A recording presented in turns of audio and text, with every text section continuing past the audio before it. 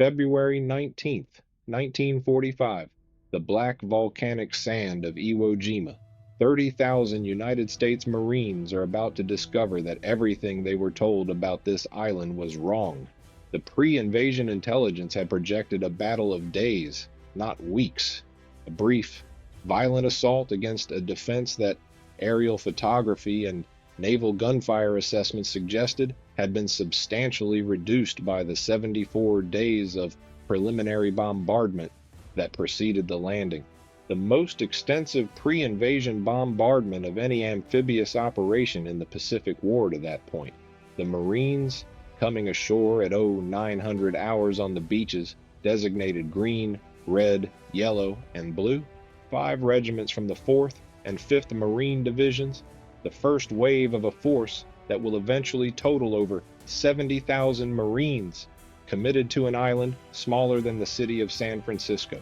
Expect resistance. 74 days of naval and aerial bombardment, including the heaviest pre-invasion naval gunfire support yet provided to any Pacific landing, have led American intelligence to project that organized Japanese resistance would be substantially degraded by the time the first landing craft touched the volcanic sand. They do not expect what they actually encounter: an island whose Japanese garrison has spent 9 months constructing a defense unlike anything the United States military has faced anywhere in the Pacific. 11 miles of tunnels carved through volcanic rock, connecting more than 1,500 individual fortified positions. Pillboxes with walls 4 feet thick, reinforced with concrete and steel. Artillery, positions sighted with mathematical precision to cover every meter of beach and every approach inland. And a defending force of approximately 21,000 men who have been ordered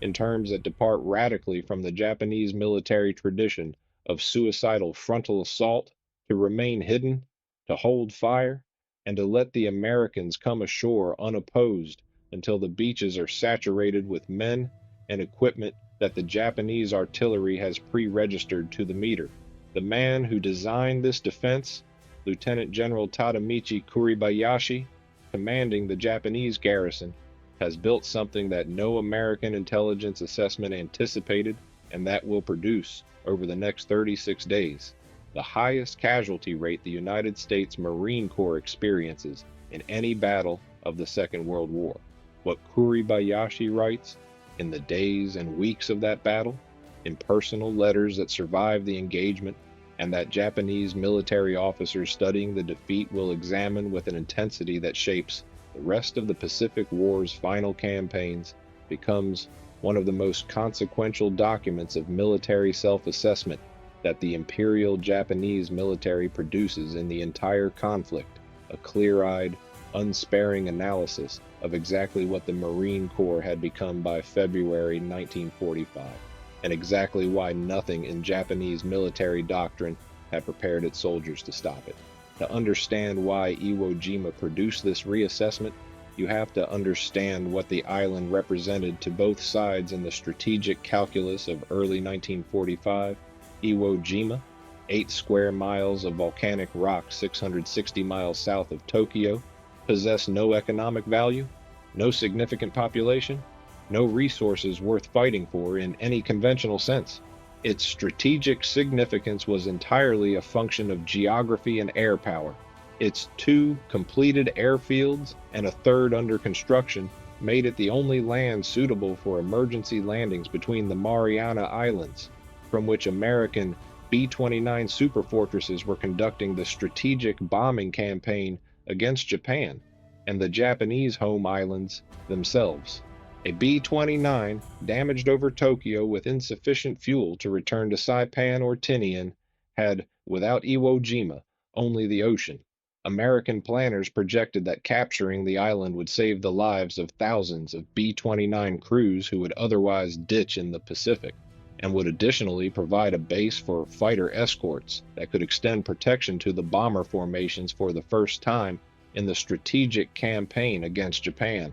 For the Japanese High Command, Iwo Jima's value was precisely inverted, holding it, or at minimum making its capture so costly that American resolve for further offensive operations against the home islands itself might weaken was a strategic objective worth the sacrifice of an entire garrison. Imperial General Headquarters had concluded by the autumn of 1944 that Iwo Jima could not actually be held, that no reinforcement or resupply could reach the island once American naval and air power isolated it, a conclusion that the destruction of the Imperial Japanese carrier fleet at the Battle of the Philippine Sea in June 1944 and the near total elimination of Japanese naval surface combat capability at Leyte Gulf in October 1944 had made strategically inescapable, and that the garrison's mission was not victory in any conventional sense, but the maximum possible attrition of American forces and the maximum possible delay of the American timetable for further offensive operations against the home islands themselves. This was, in itself, a doctrinal departure of considerable significance for the Imperial Japanese military, whose conventional warrior tradition emphasized the moral and spiritual value of offensive action and decisive engagement over the patient, grinding calculus of attrition warfare that Kuribayashi's mission required him to embrace. The garrison being sent to Iwo Jima was, in the specific and unsentimental language of the strategic directive that defined its mission, not being sent to win.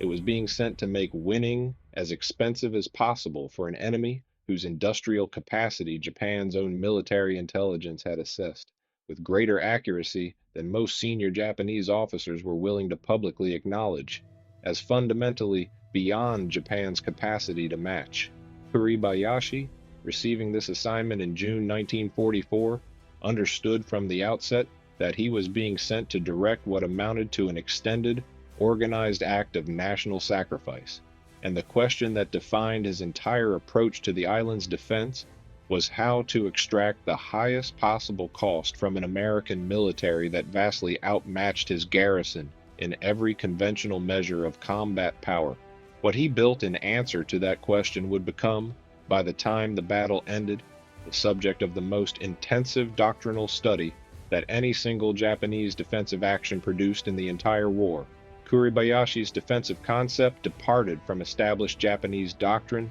in ways that initially produced friction with his own subordinate commanders and with elements of Imperial General Headquarters that had become accustomed to a different model of island defense. The Japanese garrisons at Tarawa, Saipan, and Peleliu had, with varying degrees of effectiveness, attempted to defend the beaches themselves, meeting American landing forces at the waterline with the maximum available firepower, in defenses that, however costly to the attackers, had ultimately been overwhelmed by naval gunfire and the sheer concentration of American combat power that amphibious doctrine could bring to bear against a fixed coastal position. Kuribayashi, studying these previous engagements with the analytical rigor of an officer who had served as a military attaché in the United States and Canada in the 1920s, who had traveled extensively across the American continent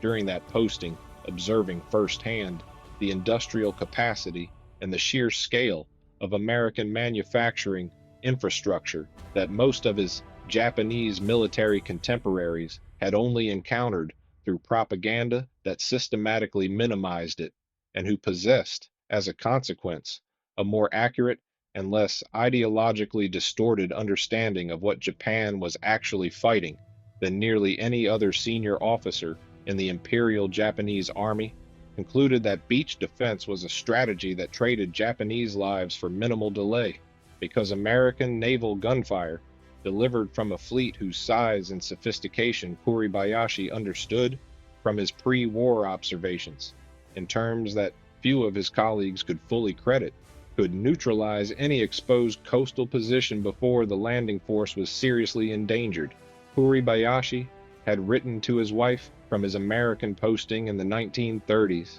describing the United States as a country Japan should never go to war against, a sentiment that, by the time he received his orders for Iwo Jima in June 1944, had become not a political position he could act upon,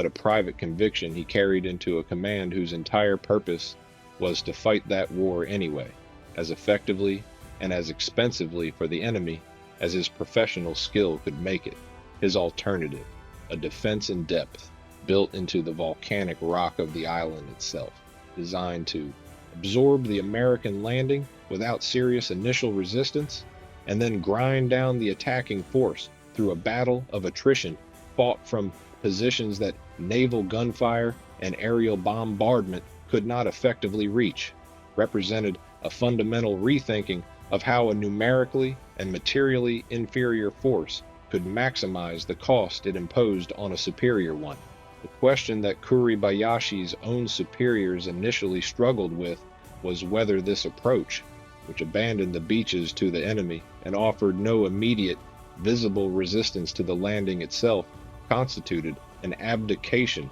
of the warrior spirit that Japanese military culture demanded. Kuribayashi's answer, delivered in increasingly forceful communications to his subordinate commanders as construction of the defensive network proceeded through the autumn and winter of 1944, was that the only meaningful measure of a defense's value was the cost it extracted from the enemy, not the visible drama of its resistance, and that a defense built to maximize American casualties over weeks would honor the garrison's sacrifice more completely than a defense built to satisfy a traditional conception of how Japanese soldiers were supposed to die. February 19, 1945. The 4th and 5th Marine Divisions land on Iwo Jima's southeastern beaches at 0900 hours, and for the first 20 minutes, the landing proceeds with a near total absence of Japanese fire that initial American assessments interpret, briefly and catastrophically, as confirmation that the preliminary bombardment has succeeded in suppressing the defense. It has not. Kuribayashi's order to hold fire until the beaches are saturated is being executed with a discipline that no previous Japanese garrison has demonstrated under comparable pressure and at approximately 0920 hours, as the first waves of follow-on troops and equipment begin crowding the narrow beach against the volcanic ash that makes vehicle movement nearly impossible and human movement exhausting. The Japanese artillery and mortar positions, pre-registered to specific grid coordinates across every meter of the landing beaches, open fire simultaneously. The effect is catastrophic in a way that no previous Pacific landing has produced. Marines who have trained for amphibious assault are discovering that the volcanic ash itself is an obstacle nearly as significant as the enemy fire. Sand so fine and so unstable that boots sink to the ankle with every step, that vehicles bog down within meters of the waterline, that foxholes collapse as fast as they are dug, leaving men exposed on open beach with nowhere to take cover while artillery rounds that have been calibrated for exactly this killing zone fall with mathematical precision. By nightfall on February 19th, American casualties total approximately 2,420 men killed, wounded, and missing on the first day alone, against a defense that has not yet committed a single infantryman to direct contact, that has fought the entire engagement so far through artillery and mortar fire from positions the Marines cannot see and cannot effectively counter-target because the positions are inside the volcanic rock itself, connected by tunnels that allow Japanese gun crews to fire, displace, and reoccupy alternate positions before American counter-battery fire can be brought to bear. Marine combat correspondents who land with the first waves describe a beach that has become, by mid-afternoon, a landscape of wrecked equipment and casualties, extending the entire length of the landing zone, amphibious tractors burning where direct artillery hits have found them, stretcher teams moving through ash that makes every step an exercise in exhausting physical effort while carrying wounded men whose weight nearly doubles the difficulty, and individual Marines digging foxholes that the volcanic sand refuses to hold its shape in,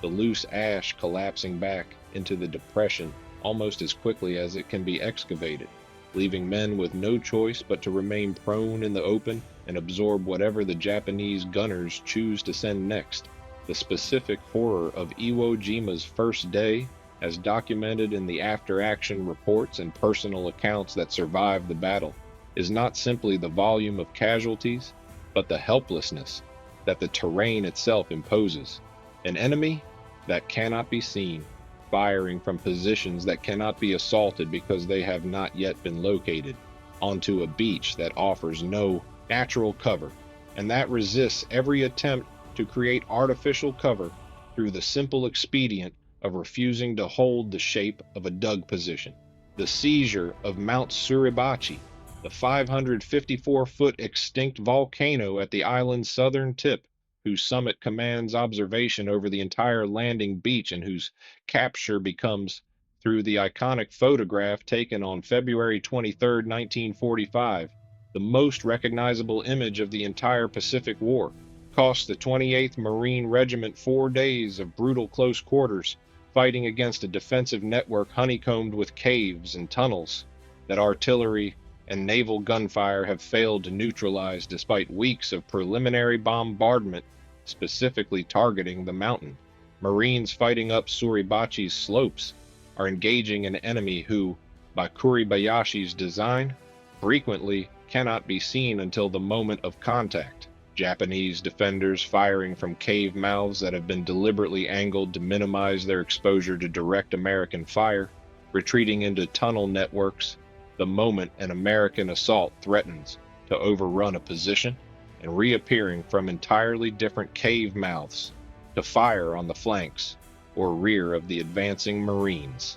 The mountain's interior, riddled with natural volcanic fissures that Japanese engineers have expanded and connected over 9 months of construction work conducted largely at night to avoid American aerial observation, functions as a single integrated defensive organism rather than a collection of separate strong points. A Japanese soldier who survives an American assault on one cave entrance can retreat through tunnels that connect to a dozen other exits, rest, rearm from supply caches positioned throughout the network, and reemerge hours or days later to fire on Marines who have advanced past the position believing it cleared. American flamethrower teams, supported by demolition charges and the improvised armored bulldozers that engineers have adapted specifically for sealing cave entrances, become essential to the Suribachi fighting in a way that conventional infantry weapons cannot replicate,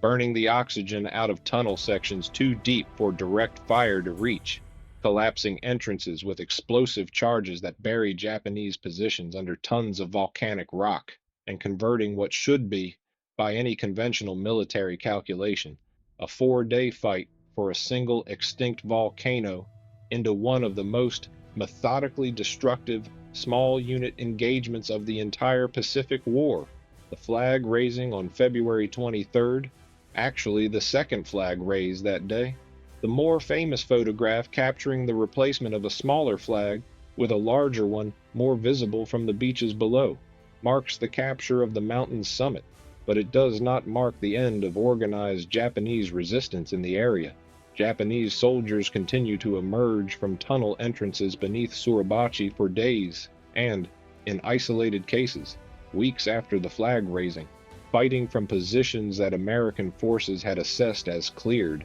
a pattern that will repeat across the entire island for the remainder of the 36-day campaign, and that produces in American after-action reports a recurring and increasingly urgent observation. The Japanese defensive network is not a series of discrete positions to be captured and secured, but a continuous, interconnected system that requires not capture but systematic destruction, position by position, tunnel by tunnel, at a cost in time and casualties that no pre-invasion planning had anticipated. The near failure that comes closest to derailing the American operational timeline arrives in the fighting for the Central Plateau and the area the Marines come to call the Meat Grinder, a complex of 3 terrain features: Hill 382, the Amphitheater, and Turkey Knob, whose interlocking fields of fire and mutually supporting defensive positions produce, between late February and mid-March 1945, some of the most costly fighting of the entire battle. The 3rd Marine Division, committed to this sector in early March after the 4th and 5th Divisions have been fought to exhaustion against it, encounters a defensive density that exceeds anything previously documented in the Pacific War. An estimated one Japanese defensive position for every several square yards of terrain, interconnected by tunnels that allow Japanese soldiers killed or wounded in one position to be replaced from reserves moving through underground, passages invisible to American observation, Marine casualties in the meat grinder fighting climb at a rate that, projected across the timeline the operation requires to clear the position, threatens to exceed even the worst pre-invasion casualty estimates that Marine planning staffs had developed before the operation began. Hill 382 alone, a modest rise that would attract no military significance whatsoever under normal circumstances, costs the attacking Marine units more casualties per square yard of ground than almost any other position on the island, defended by a network of pillboxes and tunnel entrances so thoroughly camouflaged into the volcanic terrain that American forward observers calling in supporting fire frequently cannot distinguish active firing positions from the surrounding rock until the moment a position opens fire. The amphitheater, a natural bowl-shaped depression that gives its Japanese defenders interlocking fields of fire across the entire approach from 3 directions simultaneously, becomes a position where individual Marine companies are reduced to fractions of their starting strength in single days of fighting, the survivors describing an environment in which incoming fire seems to originate from everywhere and nowhere at once, where muzzle flashes are visible for an instant before the firing position disappears back into camouflaged rock, and where every advance of a few dozen yards requires the systematic destruction, position by position, of an interconnected defensive network that has had 9 months to perfect its mutual supporting fire. General Holland Smith, commanding the 5th Amphibious Corps, is receiving reports from his division commanders that describe an enemy whose tactical discipline and willingness to fight from positions that conventional military assessment would consider untenable has not diminished, despite 3 weeks of continuous combat, continuous casualties, and the complete severance of the garrison from any prospect of resupply or reinforcement. Smith, a Marine officer with 3 decades of service and combat experience reaching back to operations in Latin America in the 1910s, has commanded Marine forces through Tarawa and Saipan, 2 of the costliest engagements the Corps had previously fought in the Pacific, and his assessment of Iwo Jima, delivered in communications to his own superiors and later documented in his post-war memoirs, describes the island as the most ferociously contested ground he encountered in his entire military career. The specific quality that distinguishes Iwo Jima from his prior combat experience, in Smith's own analysis, is not the intensity of any single engagement, but its sustained character. Japanese defenders at Tarawa and Saipan had,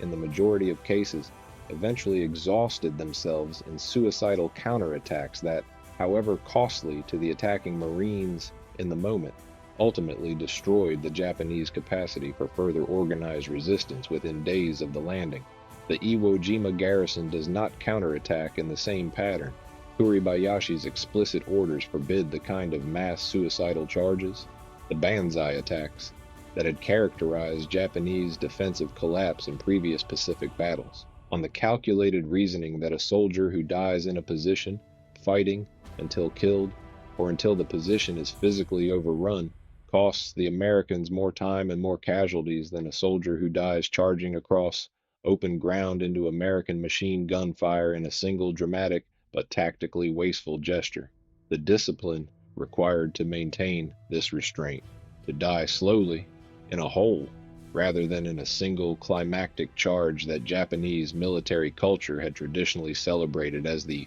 honorable conclusion to a hopeless defense, represents, in Smith's assessment, and in the assessments of nearly every American officer who studied the battle afterward, a fundamentally different and more strategically sophisticated approach to defensive combat than anything the Marine Corps had previously encountered in the Pacific. The Japanese soldiers fighting in the meat grinder in mid-March 1945 are men who know with a certainty that the garrison's isolated position has made undeniable that they will not survive the battle. They are fighting anyway, with a tactical proficiency that does not degrade despite the certainty of their situation. And it is this specific combination, technical competence and tactical discipline, maintained without any prospect of survival or strategic success, that produces an American intelligence assessments examining the engagement, a recognition that something fundamental about Japanese defensive doctrine has changed since the earlier Pacific campaigns, and that Iwo Jima represents not an aberration, but a preview of what the invasion of the Japanese home islands themselves might cost. Kuribayashi's own communications during the battle, preserved in radio transmissions to Imperial General Headquarters and in personal letters to his family, that survived the engagement because they were sent before the final destruction of his command, provide a documentary record of his evolving assessment of what he was witnessing. His early reports, transmitted in the first week of the battle, describe the American assault in terms that acknowledge its scale and intensity, while expressing confidence in the defensive network's capacity to extract a sustained and significant cost. By early March, as the battle's duration extends well beyond what either side had initially projected, and as his own casualties mount toward the garrison's eventual near-total destruction, Kuribayashi's communications shift in tone toward something closer to a formal professional assessment, an attempt conducted in the full knowledge that he will not survive to elaborate on it in person, to document for his superiors and for the Japanese military establishment more broadly exactly what quality of American military performance had made his meticulously designed defense, however costly to the attackers, ultimately and inevitably indefensible. His final message to Imperial General Headquarters, transmitted in the last days of the battle in March 1945, describes the American Marines not as a numerically overwhelming force, whose victory was simply a function of material superiority, though the material disparity was real, and Kuribayashi's reports acknowledge it without minimization,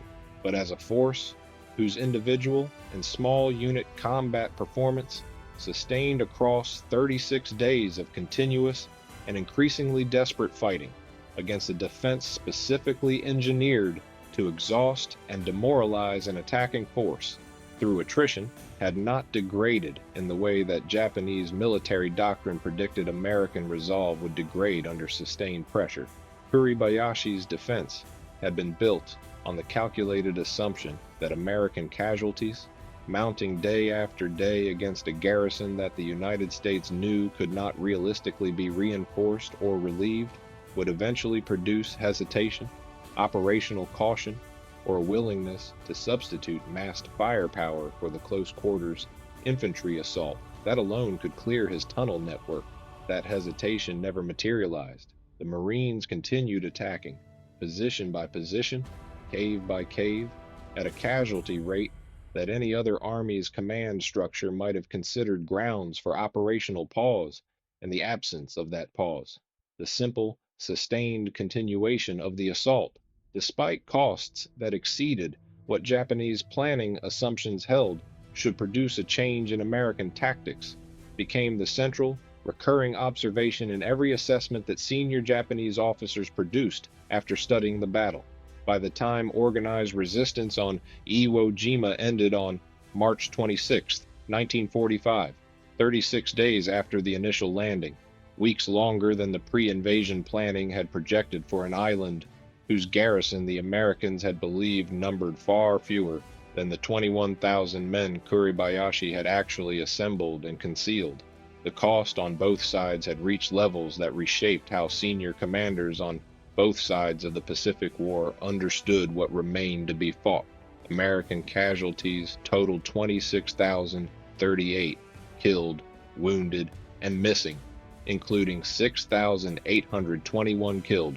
the only battle in the history of the United States Marine Corps in which American casualties exceeded Japanese casualties, a statistic that became, in the weeks following the battle's conclusion, one of the most analyzed and most consequential single facts of the entire Pacific War. Of the approximately 21,000 Japanese soldiers who had defended the island, fewer than 1,000 survived to be taken prisoner. The rest were killed in the fighting, or, in a smaller number of documented cases, took their own lives in the final days as organized resistance collapsed, and individual positions were systematically reduced. Kuribayashi himself was never found, his body was never recovered, his final fate undocumented in any record that survived the battle, and the absence of a confirmed account of his death became, in the years following the war, a subject of its own historical inquiry, a fitting irony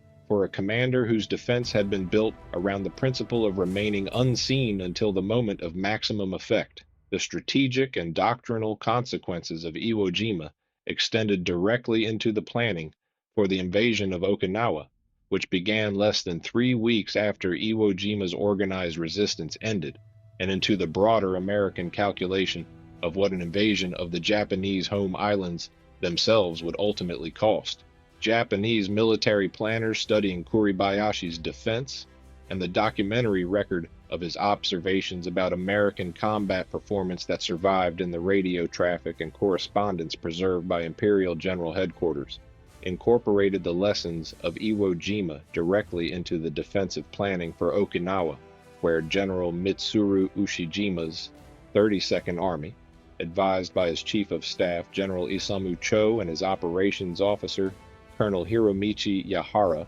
constructed defensive positions explicitly modeled on Kuribayashi's principles of defense in depth, concealment, and attritional combat designed to maximize American casualties rather than to defend territory in any conventional sense. Yahara in particular, who would survive the battle and whose post-war writings provide one of the most detailed Japanese accounts of how Iwo Jima's lessons were applied,